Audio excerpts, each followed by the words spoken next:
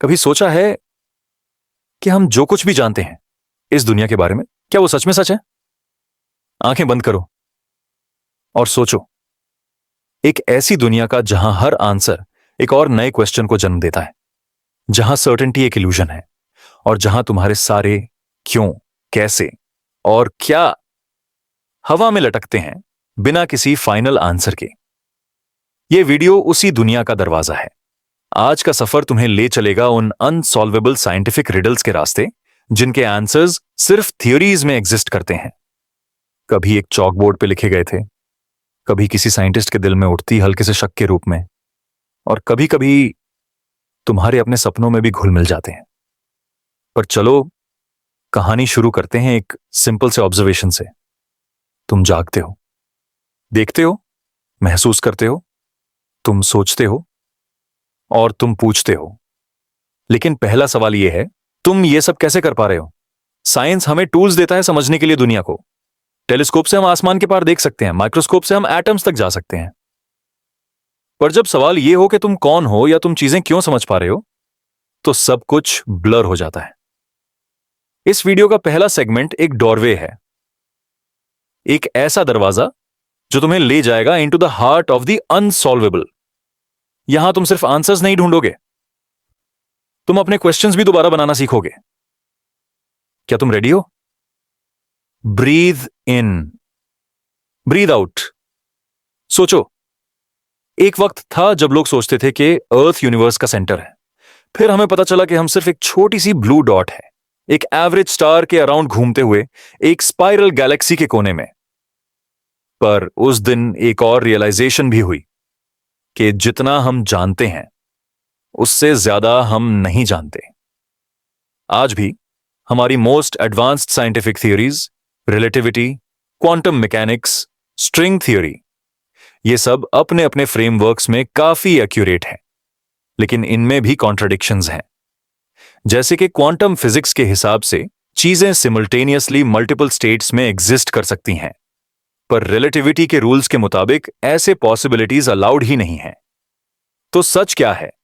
यह सिर्फ एक फिलोसॉफिकल इशू नहीं है, यह एक एग्जिस्टेंशियल इशू है। साइंस हमारे लिए जीपीएस जैसा काम करती है, लेकिन क्या हमें पता भी है कि हम किस डायरेक्शन में जा रहे हैं? एक और लेयर है इस मिस्ट्री की। जब भी हम किसी चीज को ऑब्जर्व करते हैं, लाइक अ फॉलिंग एप्पल या एक ब्लैक होल, हम उनका सिर्फ एक लिमिटेड एंगल से ऑब्जर्वेशन कर पाते हैं। ऑब्जर्वेशन इटसेल्फ इंट्रोड्यूसेस बायस, यानी जो तुम देख रहे हो वो भी तुम्हारे होने से इन्फ्लुएंस हो रहा है। और फिर आता है कॉन्शियसनेस, जिसका हम आगे एक्सप्लोर भी करेंगे। मगर अभी एक सेकंड के लिए रुको। सोचो यार, तुम ये वीडियो देख रहे हो, तुम सुन रहे हो, तुम कुछ फील भी कर रहे हो, शायद थोड़ा सा वंडर, शायद थोड़ा सा पीस।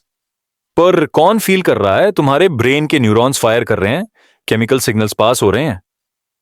पर क्या वही तुम हो या तुम कुछ और हो, कुछ जो मापने योग्य नहीं है?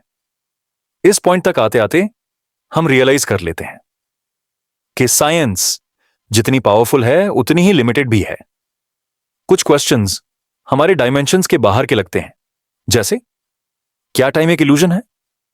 क्या कोई और यूनिवर्स भी एग्जिस्ट करता है जिसका हम कभी हिस्सा नहीं बन सकते? क्या रैंडमनेस सच में रैंडम होती है या सब प्री डिटरमिन्ड है? और सबसे जरूरी, क्या कुछ मिस्ट्रीज कभी सॉल्व हो सकती हैं? एल्बर्ट आइंस्टाइन ने कहा था, the most incomprehensible thing about the world is that it is comprehensible. मतलब सबसे सरप्राइजिंग बात यह है कि दुनिया कुछ हद तक समझ भी आती है, पर फिर भी हमारे पास कुछ ऐसे रिडल्स हैं जो सेंचुरी के बाद भी अनसॉल्व्ड हैं। हम थ्योरीज बनाते हैं, एक्सपेरिमेंट्स करते हैं, पेपर्स लिखते हैं, लेकिन कभी कभी नेचर हमें साइलेंस में आंसर करती है। एक ऐसा साइलेंस जो ज्यादा टेरिफाइंग है किसी भी एक्सप्लेनेशन से। Silence, the absence of certainty, is perhaps the purest form of mystery. यह साइलेंस हमें याद दिलाता है कि साइंस कोई कंप्लीटेड बुक नहीं है, यह एक ऑन गोइंग कॉन्वर्सेशन है जिसमें हर जनरेशन कुछ न्यू ऐड करता है और कुछ और कंफ्यूज करता है।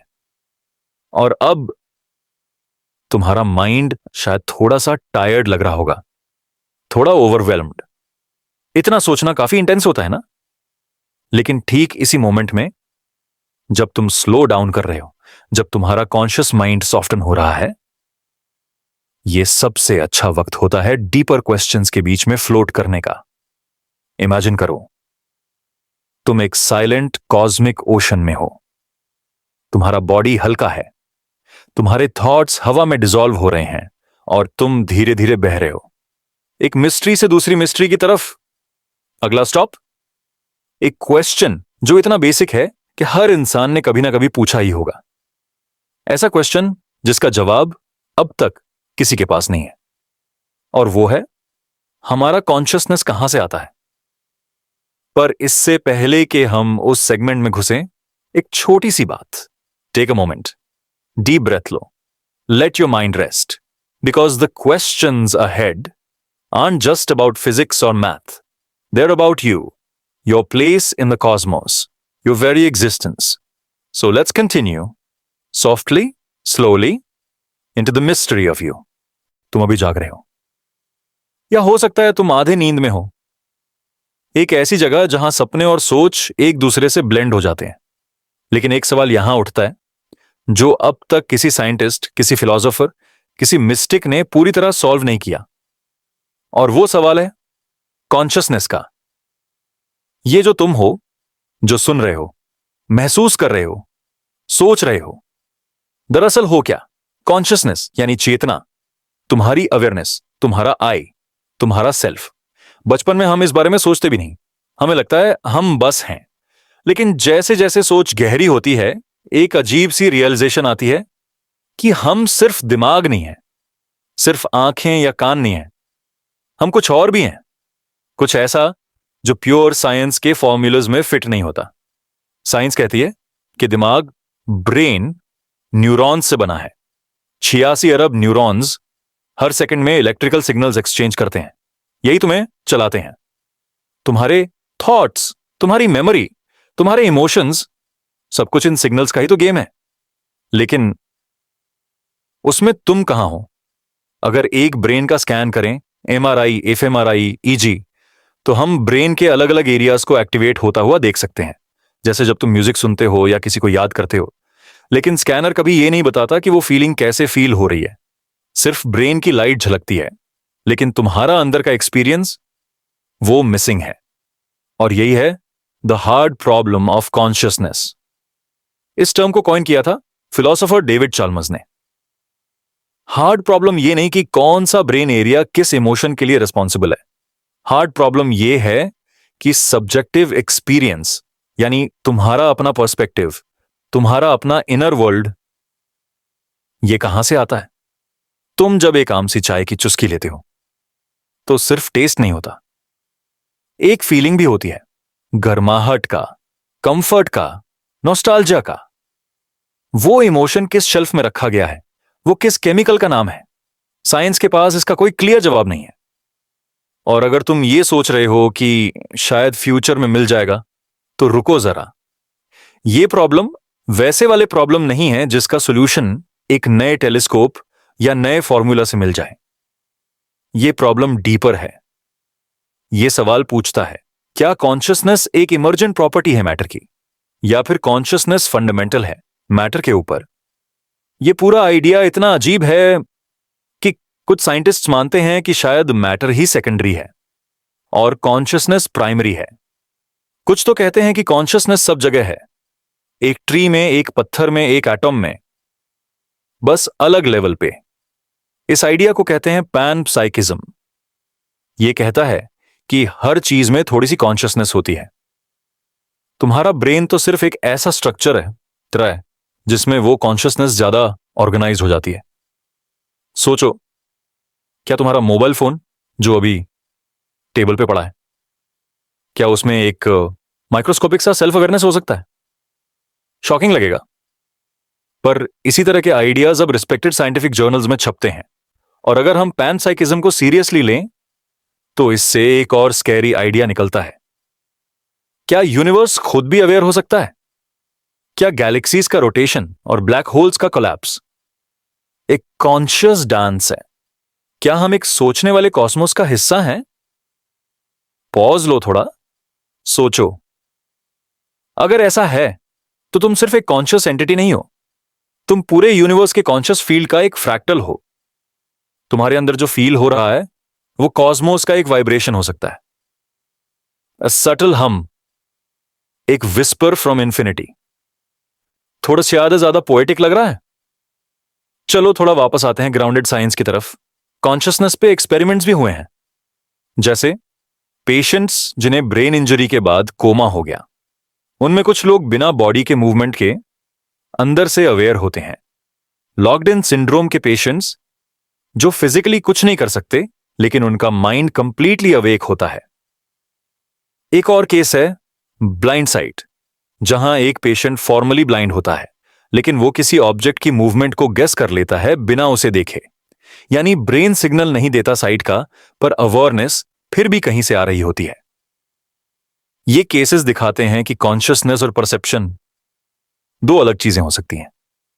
तुम कुछ ना देख कर भी जानते हो कि कुछ हो रहा है, पर यह जानना कैसे हो रहा है, और सबसे डीप मिस्ट्री, तुम जब सपना देख रहे होते हो तो तुम्हारा फिजिकल बॉडी तो स्टिल होता है, तुम्हारे सेंसेस भी काम नहीं करते।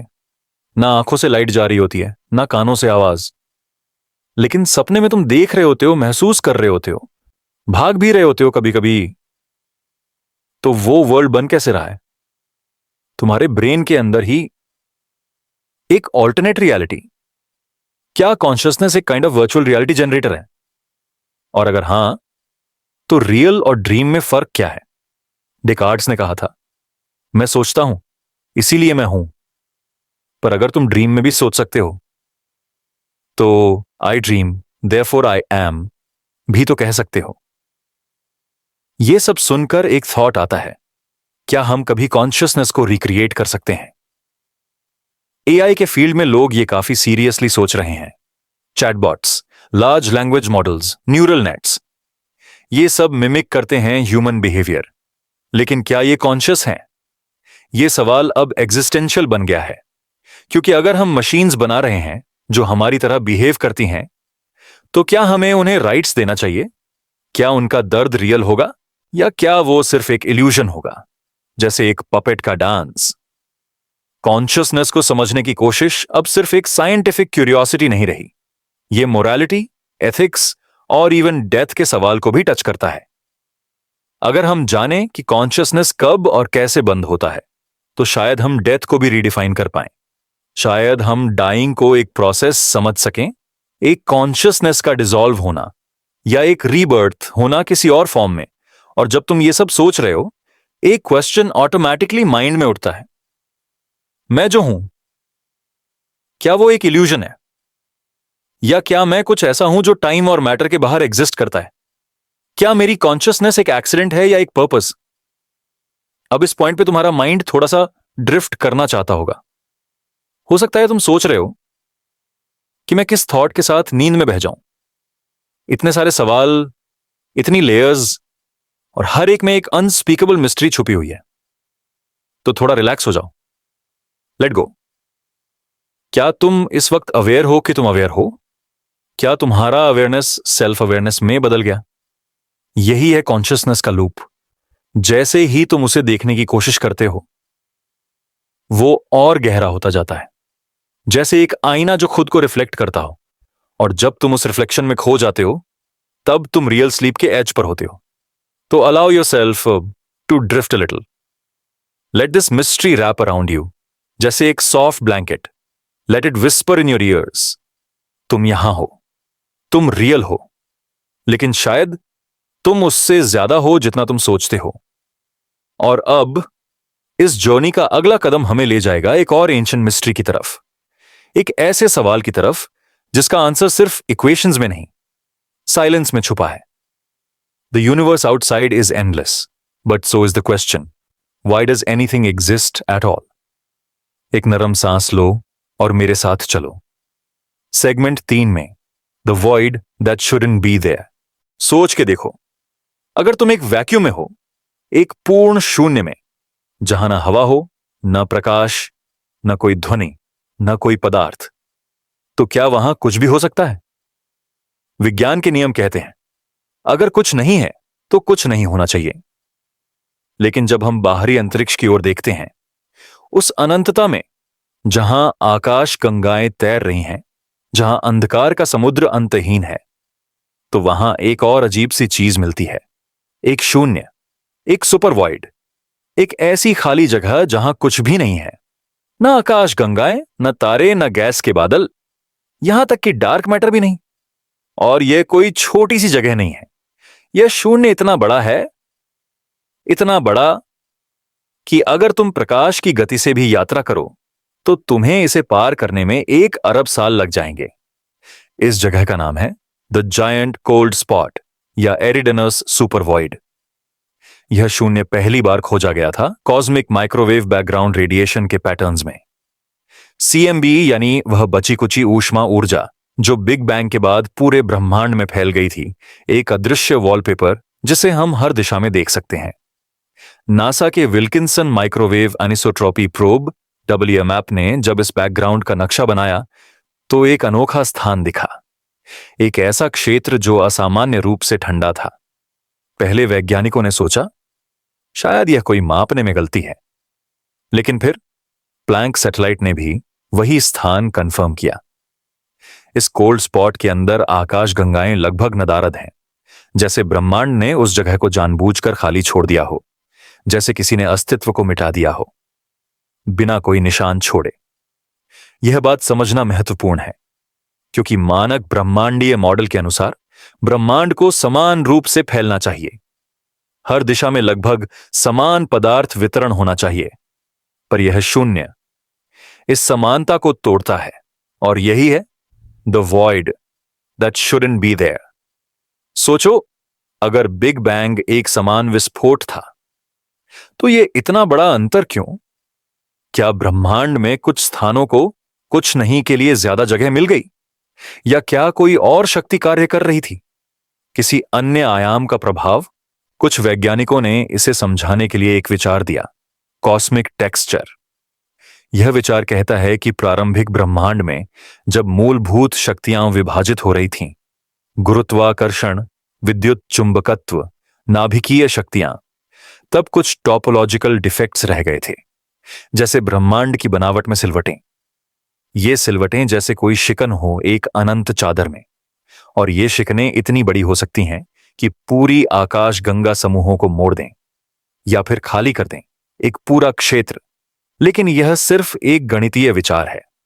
अब तक कोई निर्णायक प्रमाण नहीं है कि कॉस्मिक टेक्सचर्स वास्तव में मौजूद हैं। फिर कुछ अन्य सिद्धांतों ने कहा शायद यह शून्य एक बबल यूनिवर्स के टकराव का परिणाम है। मल्टीवर्स थ्योरी के अनुसार एक नहीं बल्कि अनेक ब्रह्मांड हो सकते हैं, हर एक अपने अलग नियमों के साथ। और कभी कभी जब ये ब्रह्मांड फैलते हैं तो वे एक दूसरे से टकरा सकते हैं। अगर कभी हमारे ब्रह्मांड का कोई किनारा किसी और ब्रह्मांड के बुलबुले से टकराया हो तो वह जगह कुछ अलग होनी चाहिए। शायद इसी वजह से यह शून्य वहां मौजूद है, एक कॉस्मिक स्कार, एक निशान किसी और अस्तित्व का। सुनकर अजीब लगता है ना? एक खाली स्थान जहां कुछ नहीं है पर जो इतना कुछ संकेत करता है। और फिर कुछ और लोगों ने कहा कि यह कोल्ड स्पॉट सिर्फ एक इल्यूजन है, कि शायद सीएमबी रेडिएशन जब इस क्षेत्र से गुजरी तो वहां की गुरुत्वीय विचित्रताओं ने उसे बदल दिया। एक सिद्धांत है इंटीग्रेटेड सैक्स-वुल्फ इफेक्ट, जिसके तहत फोटॉन्स ऊर्जा खोते हैं जब वे किसी गुरुत्वीय संभाव्य कुएं से बाहर निकलते हैं। तो अगर वहां अत्यधिक शून्यता हो तो शायद प्रकाश भी ठंडा प्रतीत हो। लेकिन समस्या यह है कि यह स्पष्टीकरण पूरी तरह से अवलोकनों से मेल नहीं खाता। तो फिर सवाल वही है, यह शून्य क्यों है? क्या यह सिर्फ एक अनोखी गड़बड़ी है या कुछ ज्यादा गहरा? सोचो, क्या तुम्हारे सपनों में कभी कोई खाली शहर आया है, एक जगह जहां सब कुछ होना चाहिए लेकिन कुछ भी नहीं होता, जहां तुम घूम रहे हो पर आवाज नहीं है, लोग नहीं है, कोई जीवन का संकेत नहीं है? एरिडेनस सुपरवॉइड ऐसा ही लगता है, एक कॉस्मिक ड्रीमस्केप, एक भूला हुआ गलियारा जहां समय भी थम गया हो। और जब हम अंतरिक्ष में ऐसे शून्य देखते हैं तो हमें एक असहज एहसास होता है, कि शायद हमारा ब्रह्मांड उतना भरा हुआ नहीं है जितना हम सोचते हैं। शायद शून्यता ही असली चीज है, और जो पदार्थ हमें दिखता है वो सिर्फ छोटे टापू हैं एक अनंत खालीपन में। यह विचार विचलित करने वाला है, लेकिन कुछ लोग इसे सांत्वना देने वाला भी मानते हैं। कुछ आध्यात्मिक परंपराएं कहती हैं सब कुछ शून्यता से आता है और शून्यता में ही लौट जाता है। विज्ञान और अध्यात्म दोनों किसी न किसी रूप में शून्यता को अंतिम सत्य मानते हैं। बुद्ध के दर्शन में भी शून्यता शून्यता का विचार है, जो कहता है कि कुछ भी स्थायी नहीं है, सब कुछ खोखला है, अस्थाई है, और इसी में सच्चाई है। अब तुम सोच रहे होगे यह सब बहुत रोचक है, पर इसका नींद से क्या लेना देना। लेकिन सोचो, जब तुम सोने जाते हो तुम अपने बाहरी संसार से कट जाते हो। तुम धीरे धीरे एक ऐसे शून्य में प्रवेश करते हो जहां विचार घुलने लगते हैं। तुम्हारा सचेत मन शोर से खाली होने लगता है, और वहां बिना किसी प्रयास के तुम्हारा एक नया संसार उत्पन्न होता है। ठीक वैसे ही जैसे ब्रह्मांड शून्यता से चेतना जन्म लेती है। शायद हर रात सोने का अनुभव एक छोटा सा बिग बैंग जैसा होता है, और जब हम शून्यता को स्वीकार करते हैं तभी हम उस मौन में खो जाते हैं। इस कोल्ड स्पॉट की तरह तुम्हारा मन भी एक सुपर वॉइड बन सकता है, खाली, स्थिर, रहस्यमयी। क्या तुम उस खाली स्थान में जाने के लिए तैयार हो? क्या तुम खुद में उस शून्य का सामना कर सकते हो बिना डरे? रुको एक पल, महसूस करो अपनी धड़कन, अपनी सांसों की लय, और सोचो कि तुम एक तैरती हुई चेतना हो इस अनंत ब्रह्मांड में, जो एक ऐसे शून्य के पास से गुजर रही है जहां कुछ भी नहीं है, सिर्फ संभावना है। एक मौन जो चिल्लाता है, मैं यहां क्यों, कुछ भी यहां क्यों है। यह शून्य ब्रह्मांड का प्रतिबिंब है, और तुम्हारे भीतर का जो स्थान है, तुम्हारा आंतरिक ब्रह्मांड, वह भी ऐसे ही शून्यों से भरा है।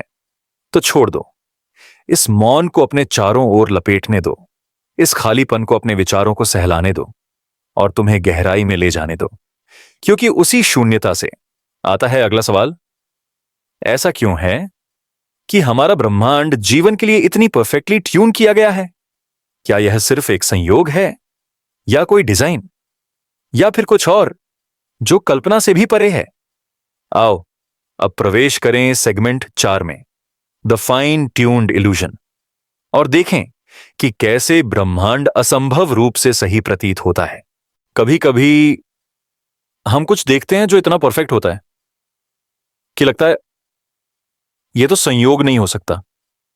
एक मेलोडी जो एकदम सही नोट पे खत्म होती है, एक सूर्यास्त जो बादलों के साथ एक पेंटिंग बना देता है, या एक ऐसी बात जो किसी ने कही जो ठीक उसी समय तुम्हें सुननी चाहिए थी।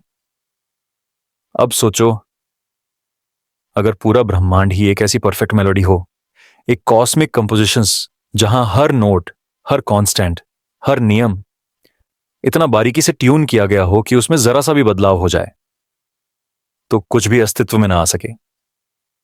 यही है द फाइन ट्यून्ड इल्यूशन। और यह इल्यूजन सिर्फ खूबसूरत नहीं है, यह परेशान करने वाला भी है। चलो मैं तुम्हें कहीं ले चलता हूं। इमेजिन करो, एक रेडियो है, उसमें एक फ्रीक्वेंसी नॉब है जिससे तुम सिग्नल को ट्यून करते हो। अगर तुम्हारा हाथ थोड़ा भी हिलता है, सिग्नल डिस्टर्ब हो जाता है, स्टैटिक आता है, साइलेंस हो जाती है। अब सोचो, तुम्हारा पूरा अस्तित्व एक ऐसी ही फ्रीक्वेंसी पर निर्भर है, और अगर वो यूनिवर्स का नॉब जरा सा भी इधर उधर हो जाए तो एटम्स न बने, ग्रह न हो, तारे कभी जलें ही ना, जीवन तो बहुत दूर की बात है। यह विचार साइंस के कुछ सबसे बड़े दिमागों को भी सुला नहीं पाता। स्टीफन हॉकिंग ने कहा था, अगर बिग बैंग के 1 सेकंड बाद एक्सपेंशन की दर सिर्फ एक हिस्सा भी 100,000 करोड़ करोड़ में कम होती तो ब्रह्मांड फिर से कोलैप्स कर जाता, अपने वर्तमान रूप में पहुंचने से पहले ही। अब यह कितनी सटीक ट्यूनिंग है। जब बिग बैंग हुआ उसी वक्त से पूरे ब्रह्मांड के नियम सेट हो गए थे। Gravity, electromagnetism, nuclear forces, speed of light, सब कुछ एकदम परफेक्ट वैल्यू पर। अगर ग्रेविटी थोड़ी सी ज्यादा होती तो ब्रह्मांड कोलैप्स कर जाता, अगर थोड़ी सी कम होती तो मैटर कभी आपस में चिपकता ही नहीं, तारे बनते ही नहीं। एक और कांस्टेंट है, कॉस्मोलॉजिकल कांस्टेंट। ये वो फोर्स है जो ब्रह्मांड के विस्तार को कंट्रोल करती है। अगर इसकी वैल्यू थोड़ी सी भी ज्यादा होती तो गैलेक्सीज कभी बनती ही नहीं। और ये सिर्फ एक या दो वैल्यूज नहीं है, दर्जनों कांस्टेंट्स एकदम एक विशेष रेंज में लॉक्ड हैं, जैसे किसी ने जानबूझकर इन्हें ऐसा बनाया हो। यही है द फाइन ट्यूनिंग प्रॉब्लम। यह सवाल सिर्फ साइंस का नहीं, फिलॉसफी का भी है। क्या यह सब एक संयोग है या क्या किसी उच्च बुद्धि ने इसे ट्यून किया है? कुछ लोग कहते हैं यह डिजाइन का प्रमाण है कि शायद एक कॉस्मिक आर्किटेक्ट था जिसने यूनिवर्स के नियम लिखे, जैसे एक प्रोग्रामर कोड लिखता है। कुछ लोग इसे ईश्वर का संकेत मानते हैं। लेकिन साइंस के पास एक और एक्सप्लेनेशन है, मल्टीवर्स। शायद ये एक ब्रह्मांड नहीं, अनेक ब्रह्मांड हैं। हर एक ब्रह्मांड अलग नियमों के साथ अस्तित्व में है। हर एक में कॉन्स्टेंट्स अलग हैं। कहीं ग्रेविटी ज्यादा होगी, कहीं कम। कहीं टाइम एक दिशा में बहेगा, कहीं उल्टा। और हम उस एक लकी यूनिवर्स में हैं जहां वैल्यूज परफेक्ट हैं जीवन के लिए, जैसे एक कॉस्मिक लॉटरी। तुम्हें यह सब सुनकर क्या लगता है? क्या यह एक सुकून देने वाला विचार है कि हम स्पेशल नहीं है, सिर्फ एक चांस का नतीजा? या यह विचार ज्यादा डरावना है कि हम एक भ्रम में जी रहे हैं जहां सब कुछ लगता है उद्देश्यपूर्ण पर है नहीं? एक और संभावना है, शायद फाइन ट्यूनिंग इल्यूजन है ही नहीं। शायद हमारी समझ ही अधूरी है। जैसे जब तुम एक जादू की ट्रिक देखते हो तो तुम्हें लगता है यह असंभव है, लेकिन जैसे जैसे तुम उसे समझने लगते हो वो भ्रम टूट जाता है। साइंस भी शायद ऐसे ही एक बिंदु पर है जहां सब कुछ असंभव लगता है, क्योंकि हम पूरा चित्र नहीं देख पा रहे।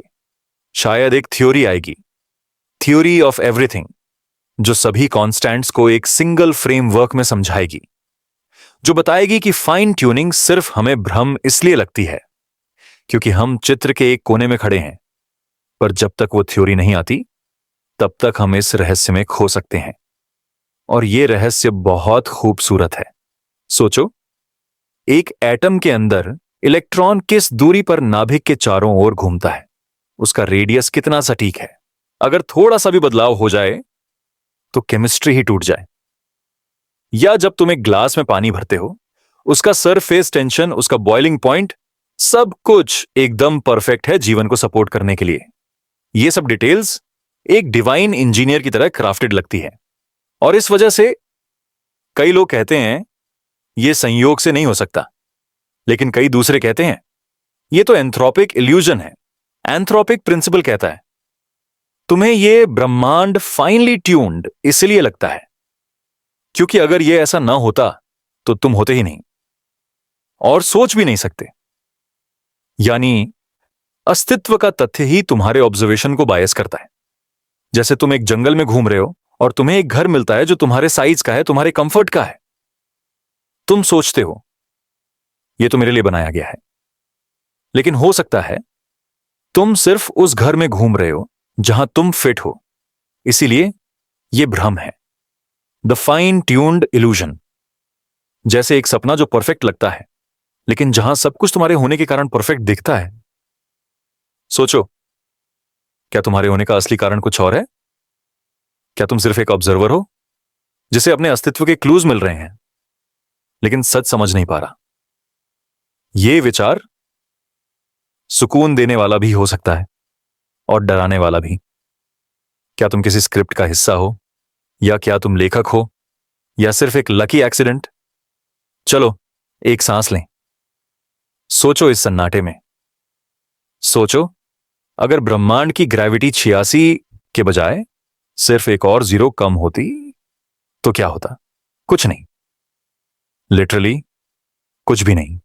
न तारे, न ग्रह, न तुम। यह एहसास तुम्हें थोड़ा छोटा महसूस करवा सकता है, लेकिन इस छोटी सी भावना में भी एक बड़ी शांति छुपी है, क्योंकि तुम इस पल में हो, इस परफेक्टली ट्यून्ड फ्रीक्वेंसी पर, जहां तुम सोच रहे हो, जहां तुम अनुभव कर रहे हो। और यही सबसे बड़ी बात है।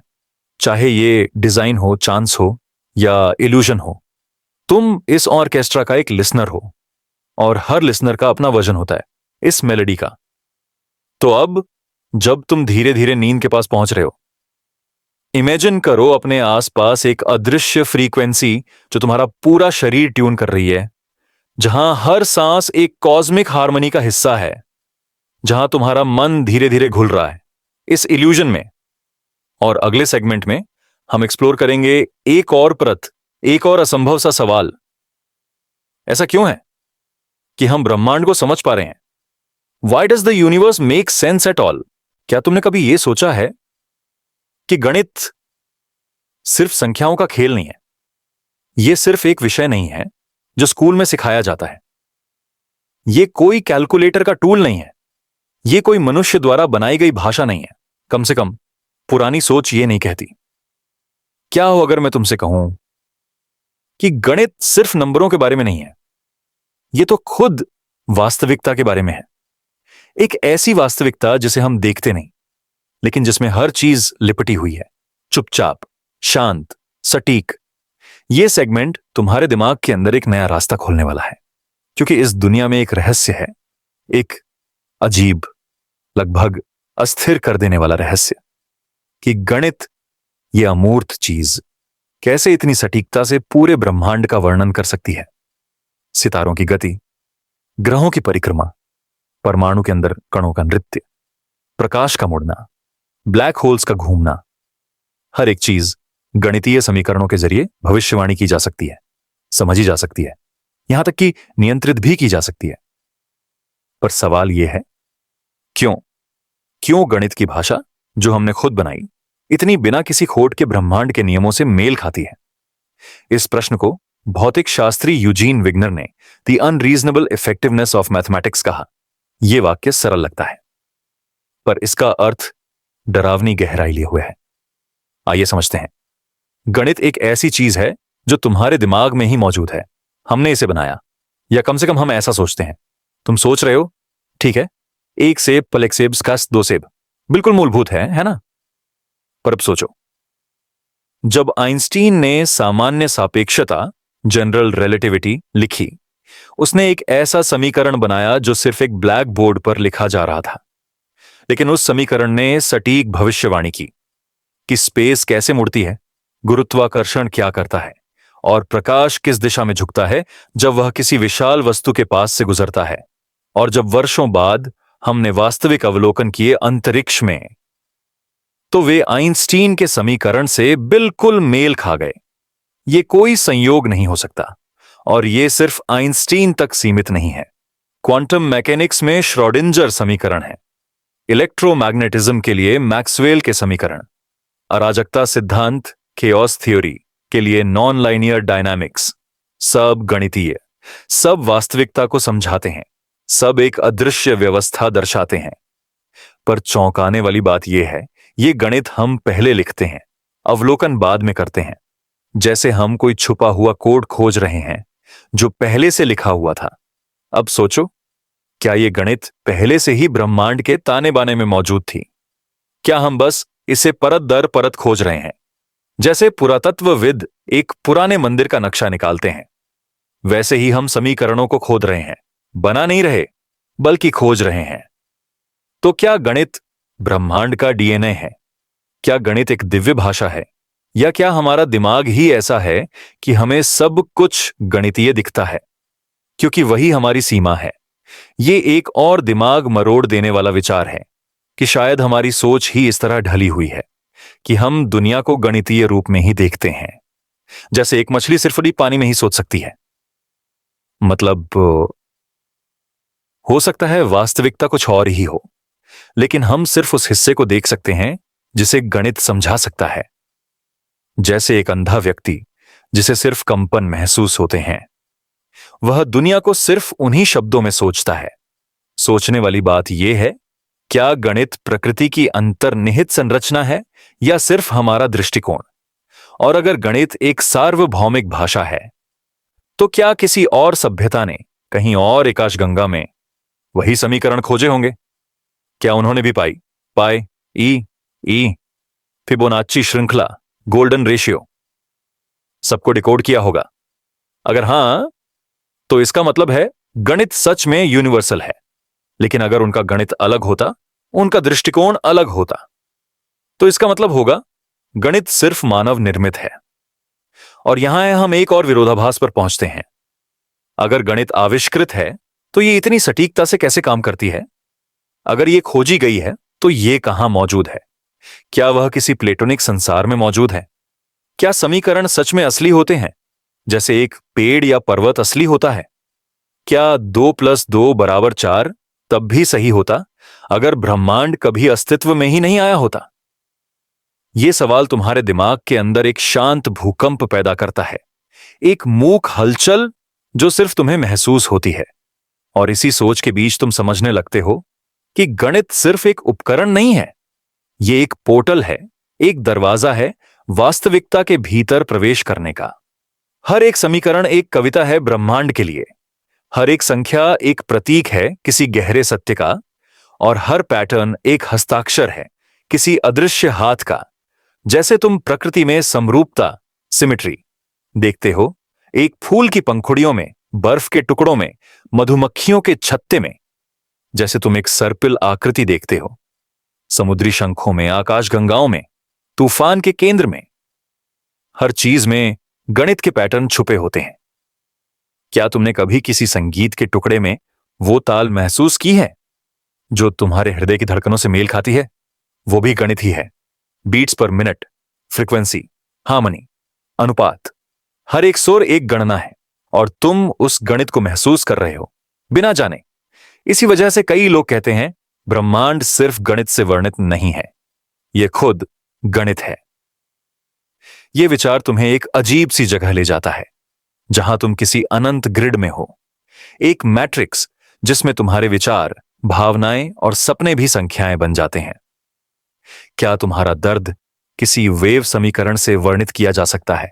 क्या तुम्हारा प्रेम किसी प्रायिकता फंक्शन, प्रोबेबिलिटी फंक्शन का परिणाम है? क्या तुम्हारा जन्म और मृत्यु एक समीकरण के आरंभ और अंत बिंदु है? सोचकर सिहरन होती है, पर शायद सुकून भी मिलता है, क्योंकि अगर गणित सच में वास्तविकता का सार है तो तुम्हारे अस्तित्व का एक तर्क है, चाहे तुम उसे समझो या नहीं। तुम्हारा होना एक गणितीय अनिवार्यता बन जाता है। तो जब तुम अगली बार किसी संख्या को देखो, किसी समीकरण को देखो या किसी पैटर्न को नोटिस करो, तो उसे नजरअंदाज मत करो। नो, उसमें एक फुसफुसाहट छुपी होती है, एक मौन संदेश किसी और आयाम से। चलो रुकते हैं, एक गहरी सांस लो और कल्पना करो तुम्हारे आसपास एक अदृश्य वेब है संख्याओं का, एक ग्रिड जो तुम्हें सहारा देती है, जहां तुम्हारा हर विचार एक वेवफॉर्म बन रहा है, जहां तुम्हारी हर भावना एक फंक्शन है, धीरे धीरे क्षीण होती हुई या कभी कभी अचानक उछलती हुई, जैसे खुशी। और अब जब तुम इस गणित के ट्रांस में हो, आइए तुम्हें और गहराई में ले चलें। अगला सेगमेंट एक और अजीब सवाल उठाता है। ऐसा क्यों है कि समय, जो एक स्थिर चीज लगता है, कभी कभी धीमा हो जाता है, कभी तेज, और कभी लगता है जैसे थम गया हो? Get ready to question your own sense of time in the next segment. Time zero and the illusion of flow. तुमने कभी समय को महसूस किया है? मैं समय देखने की बात नहीं कर रहा जैसे तुम घड़ी पर देखते हो या कैलेंडर पर। मैं बात कर रहा हूं समय बीतने की, वो प्रवाह जो हर पल तुम्हें पीछे से धकेल रहा है, आगे की तरफ ले जा रहा है, बिना किसी रुकावट के। सुबह होती है, फिर दोपहर, फिर शाम, बचपन, जवानी, बुढ़ापा, सब कुछ एक ही दिशा में चलता जाता है। ये जो दिशा है, जिसे हम भूतकाल से भविष्य कहते हैं, उसे वैज्ञानिक कहते हैं टाइम ज़ेरो। एक ऐसी तीर जो कभी उल्टा नहीं चलती, एक रास्ता जहां हम सिर्फ आगे बढ़ सकते हैं, कभी पीछे नहीं जा सकते। पर सवाल यह है, क्यों? भौतिकी के नियम, न्यूटन के नियम, क्वांटम मैकेनिक्स, रिलेटिविटी, सब ये कहते हैं कि समय तकनीकी रूप से उल्टा चल सकता है। अगर तुम किसी भौतिकी समीकरण को लो और समय को उल्टा कर दो, तो भी वह समीकरण वैध होती है। कोई भी नियम नहीं कहता कि समय सिर्फ एक ही दिशा में चलेगा। फिर भी हमारी हकीकत कुछ और ही कहती है। एक अंडा तोड़ने की प्रक्रिया तो सबको याद है, पर कभी किसी ने अंडे को वापस उसके खोल में जाते हुए देखा? एक कांच गिरता है, टूट जाता है, पर वो टुकड़े फिर से कांच में बदलते हुए कभी नहीं दिखे। यह इरिवर्सिबिलिटी, यह समय का बहाव कहां से आता है? उत्तर आता है एंट्रोपी से। एंट्रोपी एक माप है अव्यवस्था का। जितनी ज्यादा अव्यवस्था उतनी ज्यादा एंट्रोपी। संसार में सब कुछ कम एंट्रोपी से अधिक एंट्रोपी की तरफ जा रहा है। यानी एक संगठित चीज धीरे धीरे अव्यवस्था में बदल रही है। यह एक प्राकृतिक नियम है जिसे हम कहते हैं दूसरा नियम ऑफ थर्मोडायनामिक्स। और इसी नियम की वजह से समय आगे चलता दिखता है। एक अंडा एक परिपूर्ण संगठित संरचना है। जब वह टूट जाता है तो एंट्रोपी बढ़ जाती है, और वह प्रक्रिया उल्टी नहीं होती, क्योंकि उल्टा करना एंट्रोपी कम करना होता, जो स्वाभाविक रूप से नहीं होता। इसीलिए तुम कभी किसी पल को पीछे जाते हुए नहीं देख सकते। यह एंट्रोपी ही है जो टाइम्स एरो को परिभाषित करती है। पर अब यह सोचो, क्या यह तीर सिर्फ एक भ्रांति है? क्या हो अगर तुम्हारे सारे भूतकाल और भविष्य के पल एक साथ अस्तित्व में हों? आइंस्टीन ने कहा था, समय एक भ्रम है। Past, present and future are all equally real. उसने जो स्पेस टाइम थ्योरी दी, उसमें समय एक आयाम है, जैसे स्थान के निर्देशांक होते हैं। मतलब तुम्हारे लिए जो भूतकाल है किसी और के लिए भविष्य हो सकता है, और कोई ऐसा फ्रेम ऑफ रेफरेंस हो सकता है जहां दोनों एक ही समय पर अस्तित्व में हों। यह विचार थोड़ा अमूर्त लगता है, पर इसे कहते हैं ब्लॉक यूनिवर्स थ्योरी। इस सिद्धांत के अनुसार समय एक जमी हुई ठोस आकृति की तरह है। सब कुछ पहले से निर्धारित है। हर घटना, हर पल पहले से लिखा हुआ, बस अभी अनुभव नहीं किया गया। तुम सिर्फ एक चेतना हो जो इस ब्लॉक में यात्रा कर रही है, लाइन दर लाइन, फ्रेम दर फ्रेम। जैसे एक मूवी प्रोजेक्टर फिल्म के फ्रेम्स को एक के बाद एक दिखाता है, वैसे ही तुम्हारी जिंदगी भी है, एक निरंतर प्रवाह अब के पलों का। पर तुम इस भ्रांति में हो कि तुम कुछ बदल रहे हो या आगे बढ़ रहे हो, जबकि हो सकता है सब कुछ पहले से परिभाषित हो, और इसी वजह से तुम कभी भूतकाल में नहीं जा सकते। तुम्हारी चेतना उस फ्रेम से पहले ही आगे निकल चुकी होती है। लेकिन एक और विचार है जो और भी ज्यादा विचलित कर देने वाला है। क्या तुम्हारा अब जो तुम अभी महसूस कर रहे हो वो भी वास्तविक नहीं है? क्या अब सिर्फ एक मानसिक निर्माण है? क्या यह सिर्फ तुम्हारा मस्तिष्क है जो हर पल को व्याख्यायित करता है, भूतकाल और भविष्य के विपरीत में? क्या हो अगर कोई एलियन प्रजाति हो जिनके लिए समय वृत्ताकार हो या पूर्णतः स्थिर? क्या हो अगर वे तुम्हारी पूरी जिंदगी को एक पेंटिंग की तरह देख सकते हैं, एक शुरुआत, एक मध्य, एक अंत, एक ही नजर में? वे तुम्हारे जन्म और तुम्हारी मृत्यु को एक साथ देख सकते हैं, बिना किसी भावना के, बिना किसी जल्दी के। जैसे तुम एक कहानी की किताब खोलकर उसका आखिरी पृष्ठ देख लेते हो। ऐसे में मुक्त इच्छा, फ्री विल का क्या मतलब होता है? अगर सब कुछ पहले से लिखा हुआ है तो क्या तुम सच में चुनाव कर रहे हो या सिर्फ एक स्क्रिप्ट का अभिनय कर रहे हो? क्या तुम्हारा निर्णय लेना भी उसी स्क्रिप्ट का हिस्सा है? और यह सोच तुम्हें एक और क्षेत्र में ले जाती है। तुम कभी कभी महसूस करते हो कि वक्त रुक गया है, जैसे किसी अच्छे पल में जब तुम किसी प्रियजन के साथ होते हो या किसी सुंदर जगह पर होते हो। तुम कहते हो यह पल यहीं रुक जाए। वक्त सच में नहीं रुकता, पर तुम्हारा अनुभव बदल जाता है। जैसे किसी दुर्घटना में जब सब कुछ स्लो मोशन में दिखाई देता है। यह सब मस्तिष्क का कमाल है। समय तुम्हारे लिए खिंच जाता है या सिकुड़ जाता है, तुम्हारी भावनात्मक स्थिति के आधार पर। बचपन में गर्मियों की छुट्टियां लंबी लगती थीं, अब पूरा साल छोटा लगता है। क्या तुम्हें लगता है समय तेज हो रहा है? नहीं, तुम बस बदल गए हो। यह भी समय के प्रवाह का एक भ्रम है। वक्त को हम सेकंड्स और मिनट्स में मापते हैं, लेकिन हम उसे महसूस करते हैं यादों और पलों के जरिए।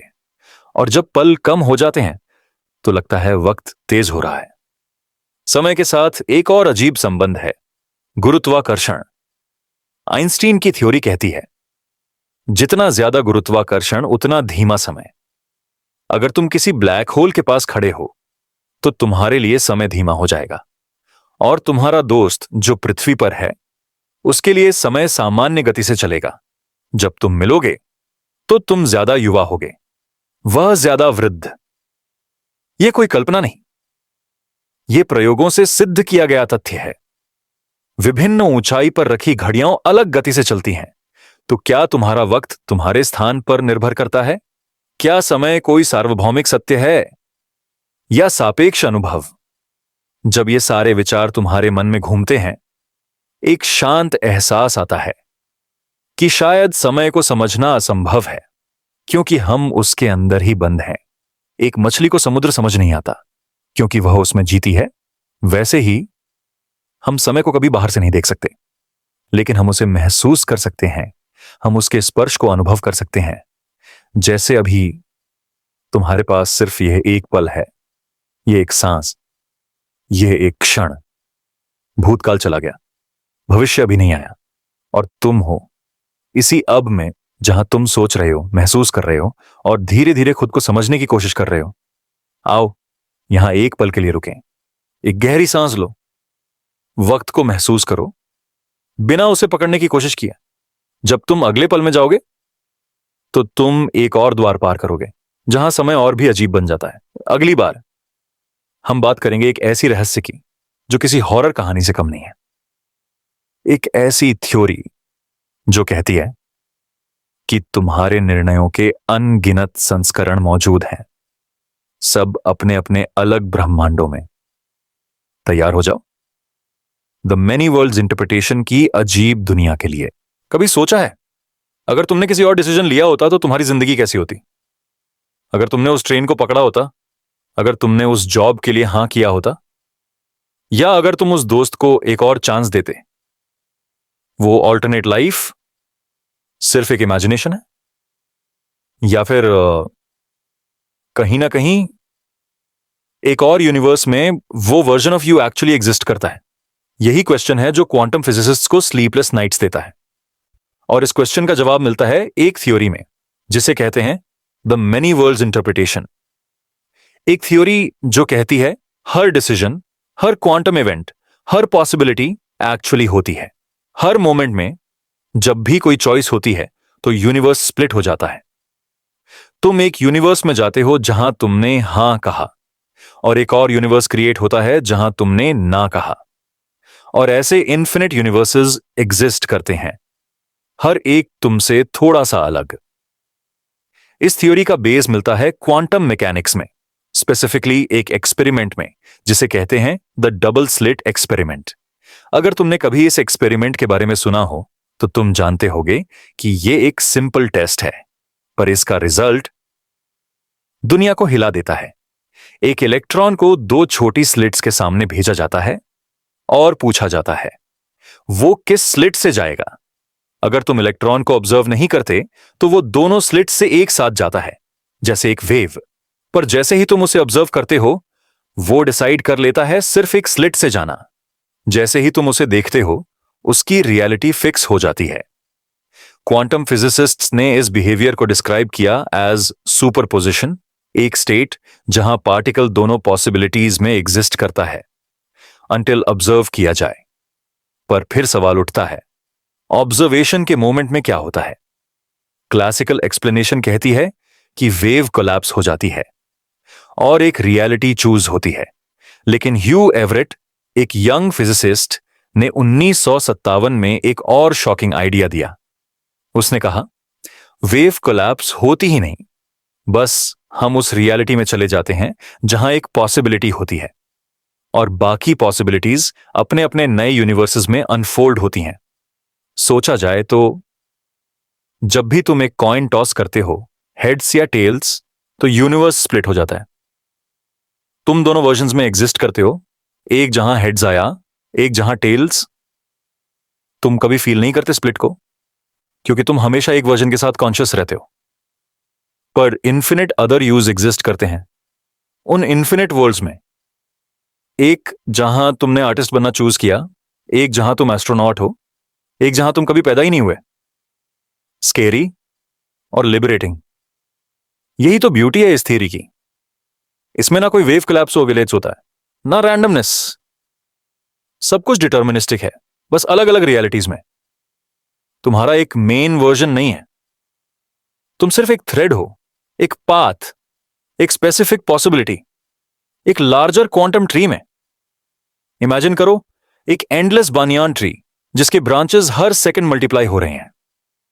तुम्हारा हर एक डिसीजन एक ब्रांच बनाता है, हर एक पॉसिबिलिटी एक ऑल्टरनेट यूनिवर्स, और हर उस वर्जन में एक तुम हो। कुछ ज्यादा खुश, कुछ ज्यादा उदास, कुछ ज्यादा सक्सेसफुल, कुछ ज्यादा लॉस्ट। इस आइडिया का एक फिलोसॉफिकल साइड भी है। अगर सब कुछ हो रहा है, हर पॉसिबल इवेंट ऑलरेडी एग्जिस्ट करता है, तो रिग्रेट का क्या मतलब? क्या तुम्हें पास्ट डिसीजंस के लिए गिल्टी फील करना चाहिए जब तुम्हारा ऑल्टरनेट वर्जन उन्हें डिफरेंटली जी रहा है? क्या तुम्हारे सारे व्हाट इफ्स पहले से ही कहीं हो रहे हैं? और अगर हां, तो क्या तुम एक वर्जन से दूसरे वर्जन में जंप कर सकते हो? क्वांटम मिस्टिसिज्म में कुछ लोग कहते हैं, हां, अगर तुम्हारा थॉट, इंटेंशन या वाइब्रेशन इतना स्ट्रांग हो जाए तो तुम अपनी कॉन्शियसनेस एक और रियलिटी में शिफ्ट कर सकते हो, जहां तुम वो बन चुके हो जिसका सिर्फ सपना देखा था। इस आइडिया को कहते हैं क्वांटम जंपिंग। साइंटिफिक प्रूफ नहीं है, बट आइडिया फैसिनेटिंग है। लेकिन वापस रियल साइंस की तरफ आएं, तो यह थ्योरी अभी भी कंट्रोवर्शियल है।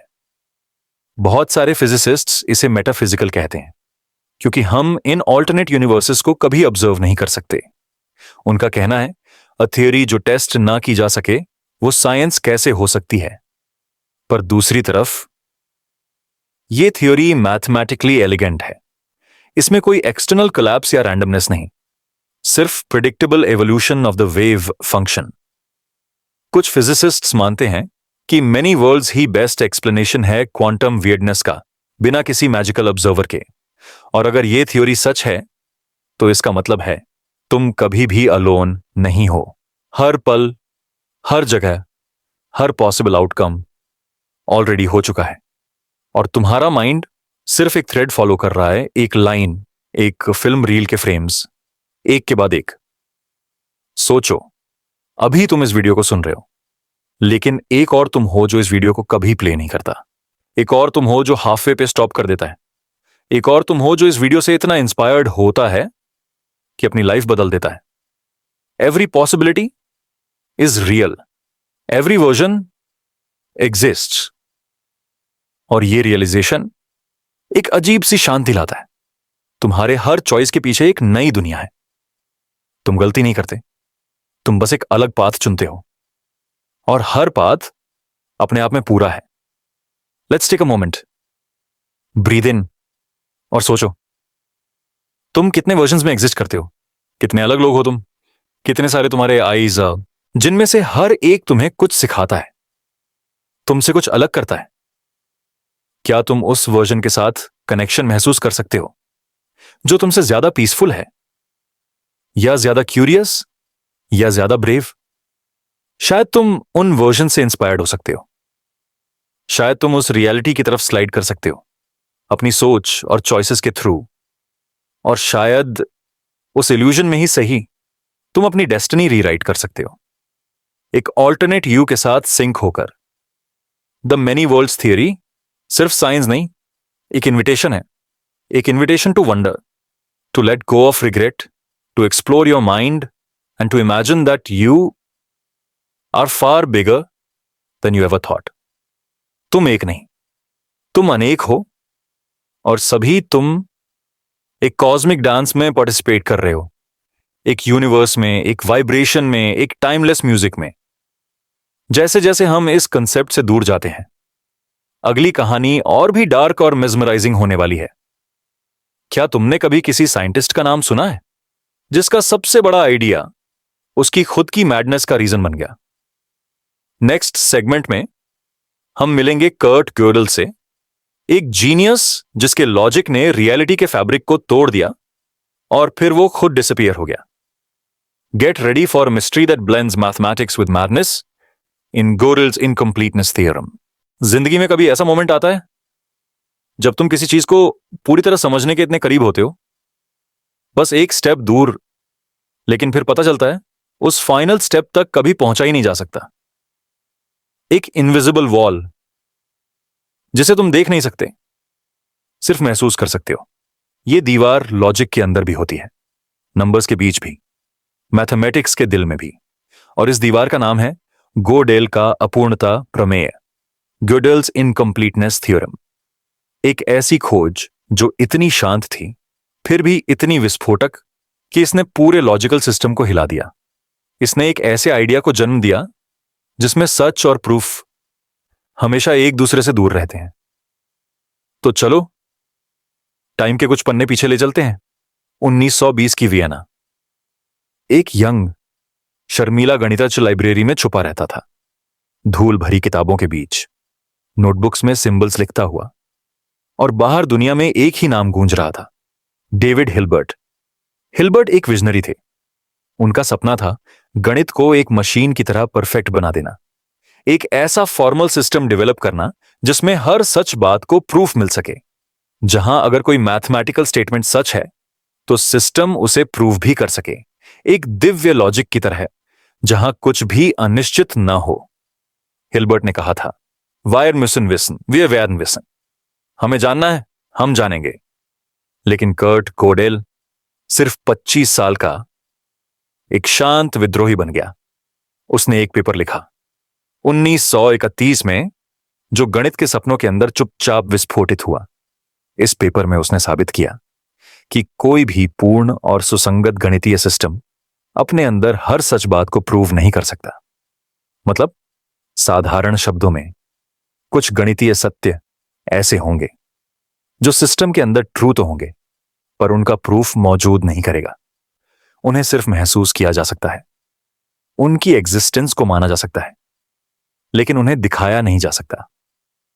जैसे किसी भूल भुलैया का एक अदृश्य रास्ता या एक नोट जो लिखा गया हो लेकिन उसे पढ़ने का कोई तरीका ना हो। गोडेल ने इस आइडिया को दिखाने के लिए एक ब्रिलियंट ट्रिक इस्तेमाल की।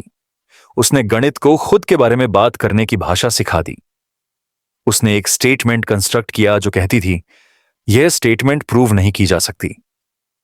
अगर तुम इस स्टेटमेंट को प्रूव कर दो तो सिस्टम गलत हो जाता है, और अगर तुम इसे प्रूव नहीं कर सकते तो इसका मतलब है यह सच है लेकिन अनप्रूवेबल।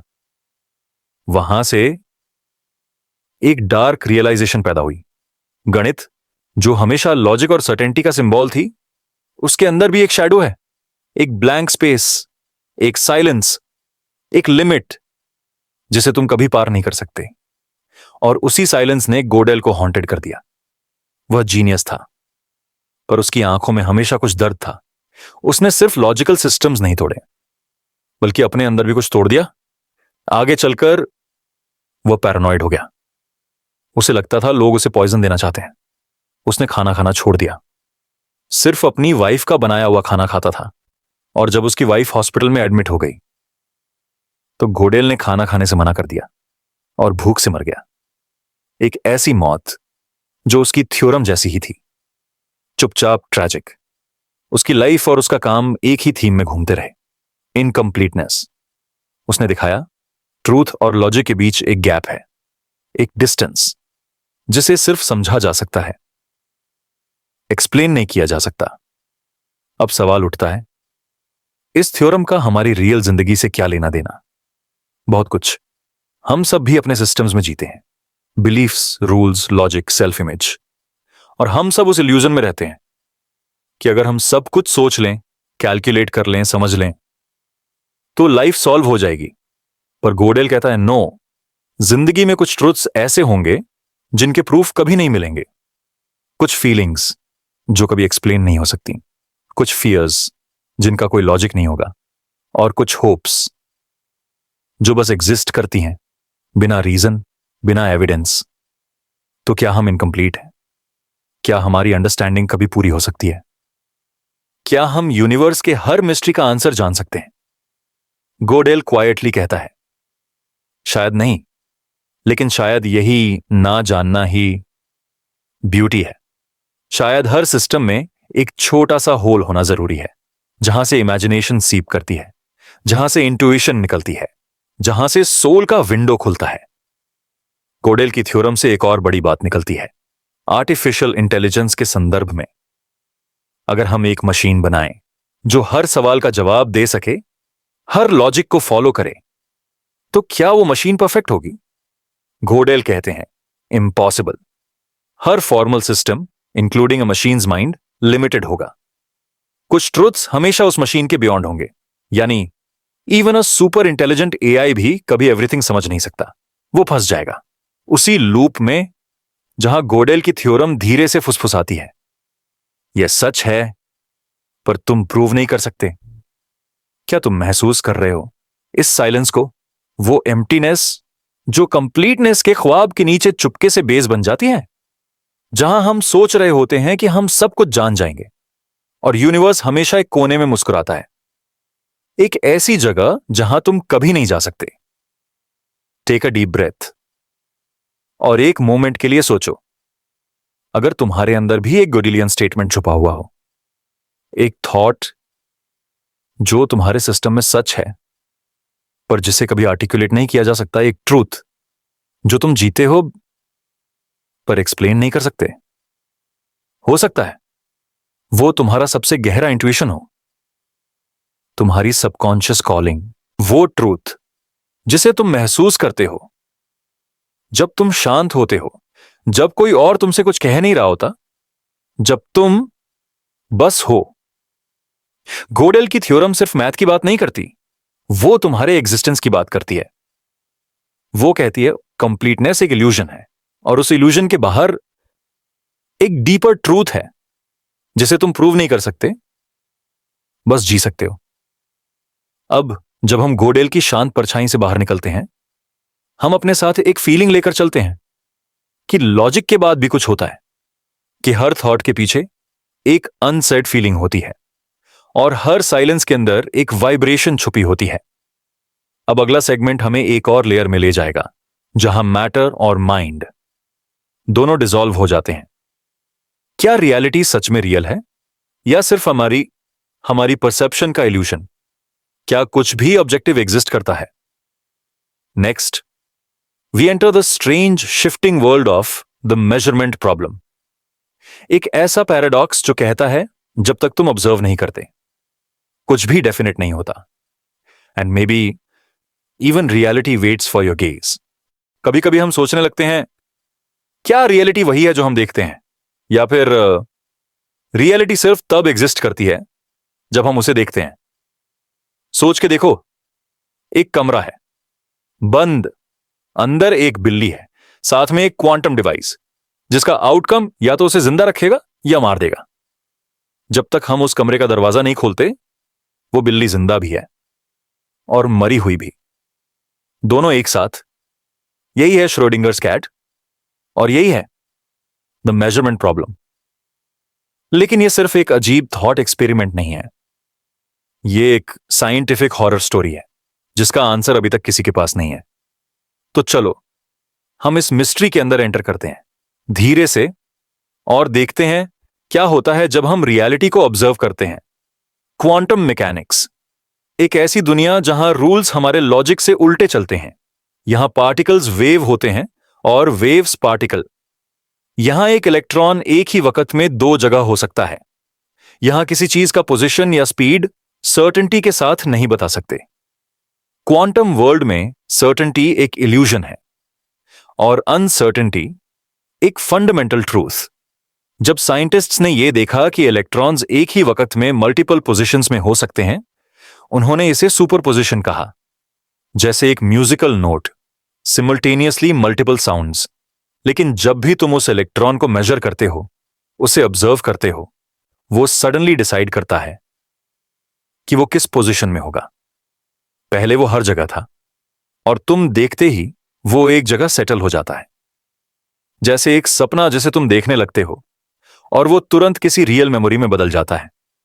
तो सवाल ये उठता है, क्या ऑब्जर्वेशन ही रियलिटी क्रिएट करता है? क्या चीजें तब तक अनिर्धारित होती हैं जब तक हम उन्हें सी नहीं देखते? यही है the measurement problem. Quantum mechanics के equations, specifically Schrodinger equation, perfectly predict करते हैं पार्टिकल्स का बिहेवियर एज लॉन्ग एज तुम उन्हें ऑब्जर्व नहीं करते। लेकिन जैसे ही ऑब्जर्वेशन होता है एक सडन कोलैप्स होता है। एक वेव जो हर पॉसिबिलिटी में स्प्रेड थी सडनली एक ही रियलिटी में फ्रीज हो जाती है। यह सडन कोलैप्स कोई लॉजिकल रूल फॉलो नहीं करता, ना कोई कॉज ना कोई मैकेनिज्म, बस हो जाता है। क्यों? किस मोमेंट में वेव कोलैप्स करती है? क्या किसी कॉन्शियसनेस की जरूरत होती है उस कोलैप्स के लिए, या क्या मेजरिंग डिवाइस इनफ है? क्या यूनिवर्स खुद हमारी आंखों का इंतजार करता है? जैसे कोई प्ले जिसमें एक्टर्स तभी स्टेज पे आते हैं जब ऑडियंस बैठी हो, और अगर कोई देख ही नहीं रहा तो क्या वो इवेंट हुआ भी? ये प्रॉब्लम सिर्फ थियोरेटिकल चीज नहीं है, ये रियल एक्सपेरिमेंट्स में भी दिखती है। डबल स्लिट एक्सपेरिमेंट को लो। एक बीम ऑफ इलेक्ट्रॉन्स या फोटॉन्स को एक वॉल पे शूट किया जाता है जिसमें दो स्लिट्स हैं। जब तुम ऑब्जर्व नहीं करते कि पार्टिकल्स कौन से स्लिट से जा रहे हैं, वो इंटरफियरेंस पैटर्न बनाते हैं, जैसे वेव्स एक दूसरे से कोलाइड कर रहे हो। लेकिन जैसे ही तुम ऑब्जर्व करते हो वो वेव्स सडनली पार्टिकल बन जाते हैं और इंटरफियरेंस पैटर्न गायब हो जाता है। यानी तुम्हारे देखने से उनका बिहेवियर बदल जाता है। मतलब ऑब्जर्वेशन चेंजेस रियलिटी। यह फैक्ट फिजिसिस्ट को डिस्टर्ब करता रहा है 1 सेंचुरी से। आइंस्टाइन ने कहा था, मैं चाहता हूं कि चंद्रमा वहां हो तो भी अगर मैं उसे देख नहीं रहा हूं। पर क्वांटम वर्ल्ड यह मानने से इनकार करता है। वो कहता है जब तक तुम देख नहीं रहे कुछ भी डेफिनेट नहीं होता। तो क्या इसका मतलब यह है कि रियलिटी ऑब्जर्वर डिपेंडेंट है? क्या ट्रूथ तभी होता है जब कोई उसे देख रहा हो? क्या यही बात हमारी कॉन्शियसनेस के रोल को इंपॉर्टेंट बना देती है यूनिवर्स में? यही वो जगह है जहां साइंस और फिलॉसफी एक दूसरे से कोलाइड करते हैं।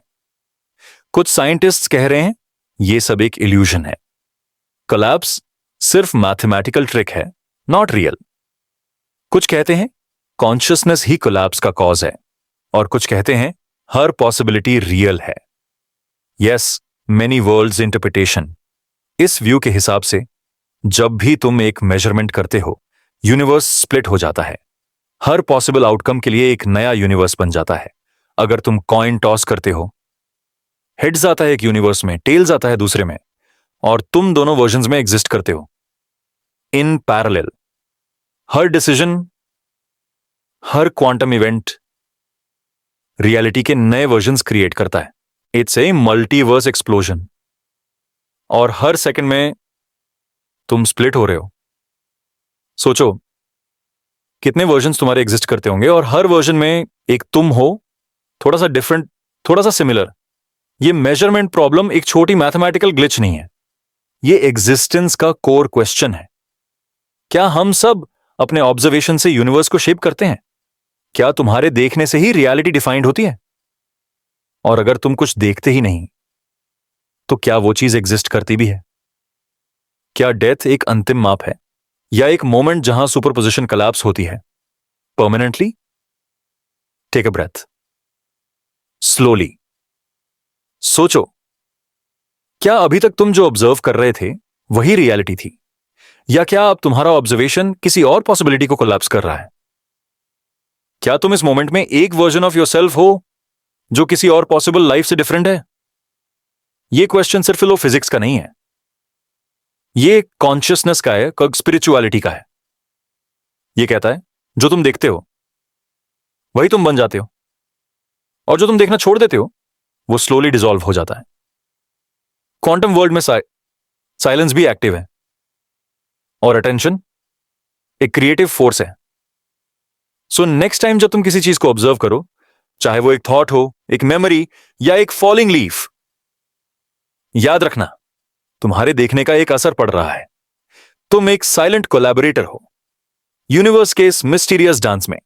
एंड नाउ, जैसे ही हम इस शांत यात्रा के अंत तक पहुंचते हैं, let yourself breathe, unwind, let the questions drift through your mind like clouds in a quiet sky, because maybe the most beautiful mysteries वो होती हैं जिनका कोई आंसर नहीं होता, सिर्फ एक फीलिंग होती है, एक हॉन्टिंग प्रेजेंस जो कहती है you don't need to solve everything, Just experience it. So close your eyes and let the questions float. Because maybe even the universe doesn't know the answer.